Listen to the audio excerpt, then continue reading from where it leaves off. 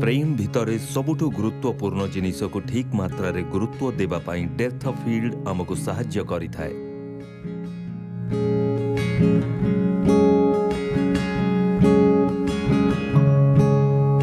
Aperture आमको दुई प्रकार सहाय्य देइथाए। एक, यह लेंस पाखरे पहुंचीबार आलोक परिमाण को कंट्रोल करे। दुई, यह इमेज रो डेप्थ ऑफ फील्ड तैयारी करिबारे सहाय्य करथाए। आसंतु एबे जानिबा एपर्चर लेंस पाखरे पहुंचीबा आलुओर परिमाण को केमिति कंट्रोल करे। एपर्चर को एफ स्टॉप हिसाब रे मपा जाए। एठी गोटे मुख्य कथा मने रखिबा को हेबो जे एपर्चर छोटो हेले तार एफ स्टॉप नंबर अधिका थाए, सेमिति बड़ एपर्चर रो एफ स्टॉप नंबर कम होई थाए।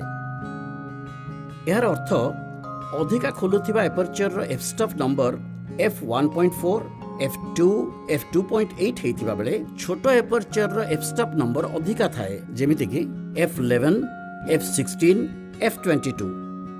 गोटे फ्रेम रे शूट कला बेले जदि आमे एपर्चर ओपनिंग को बड़ बा छोटो करिबा से अनुसार अधिक बा कम आलुओ लेंस उपरे पड़ी थाए। उदाहरण स्वरूप जदि एपर्चर ओपनिंग रो एफ स्टॉप f5.6 रु f4 को बढ़ाई दबा आम लेंस उपरे आगे अपेक्षा अधिक आलुओ पहुंची पारिबो।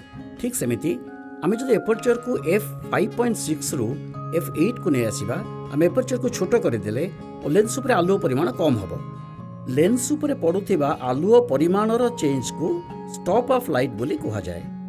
एहा को आउ गोटे उदाहरण सहाय्य रे बुझिबा। शूटिंग बेले जदि आम एपर्चर को f8 रु f16 को आनिले आमे केतोटी स्टॉप ऑफ लाइट लूज कले। आमे प्रथमे f8 रु f11 को मूव कले जहा गुटिए स्टॉप ऑफ लाइट, तापर f11 रु f16 को गले जहा आउ गुटिए स्टॉप ऑफ लाइट। तामाने एपर्चर f8 रु f16 को नेरो करिबा फल रे आमे दुईटा स्टॉप ऑफ लाइट लूज कले।